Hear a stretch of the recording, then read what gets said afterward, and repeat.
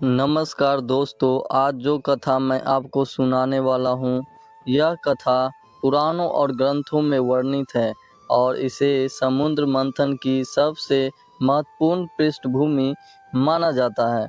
एक बार स्वर्ग में देवराज इंद्र अपने ऐरावत हाथी पर सवार होकर आकाश में भ्रमण कर रहे थे। उसी समय महर्षि दुर्वासा, जो अपने तीव्र क्रोध के लिए प्रसिद्ध हैं, वहां आए। उनके हाथ में पारिजात पुष्पों की दिव्य माला थी। यह माला भगवान श्री हरि विष्णु की कृपा से उन्हें मिली थी। दुर्वासा ऋषि ने आदरपूर्वक वह माला इंद्र को भेंट की। इंद्र ने बिना विशेष ध्यान दिए माला ले ली और अपने हाथी ऐरावत के मस्तक पर डाल दी। हाथी ने उसे सूंड से खींचकर भूमि पर फेंक दिया और उसे अपने पैरों से रौंद दिया। यह देखकर महर्षि दुर्वासा अत्यंत क्रोधित हो गए। उन्होंने इंद्र से कहा, हे इंद्र, यह माला श्रीहरि की कृपा का प्रतीक थी।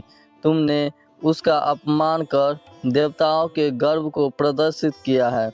इस घोर अहंकार के कारण मैं तुम्हें श्राप देता हूँ कि आज से तुम्हारी शक्ति, ऐश्वर्य और श्री लक्ष्मी सब तुमसे दूर हो जाएंगे। श्राप के प्रभाव से तत्काल इंद्र और सभी देवताओं की शक्ति छीन हो गई। स्वर्ग की समृद्धि नष्ट हो गई।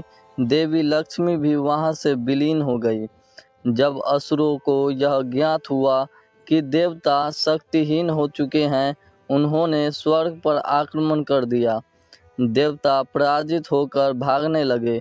इंद्र, बृहस्पति आदि देवता अत्यंत चिंतित होकर भगवान विष्णु के पास पहुँचे। भगवान विष्णु ने कहा, हे देवगण, तुम्हें अपनी शक्ति पुनः प्राप्त करने के लिए अमृत पीना होगा। यह अमृत क्षीर सागर के मंथन से ही प्राप्त होगा।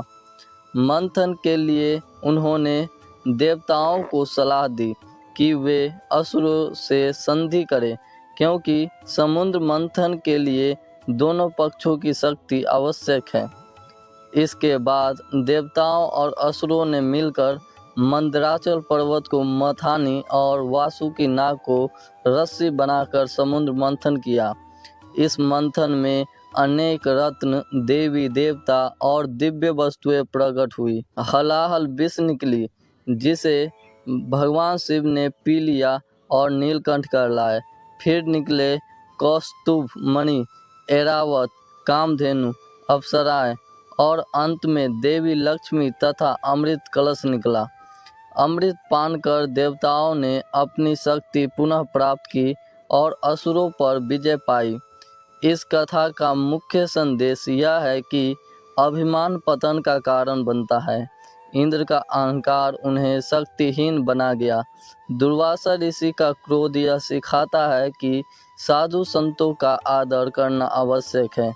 समुद्र मंथन से यह भी शिक्षा मिलती है कि कठिनाइयों से निकलने के लिए शत्रु मित्र सभी का सहयोग कभी कभी आवश्यक होता है। कथा पसंद आई हो तो वीडियो को लाइक करें, शेयर करें और ऐसी ही वीडियो पाते रहने के लिए भक्ति ज्ञान रविराज चैनल को सब्सक्राइब जरूर करें। धन्यवाद।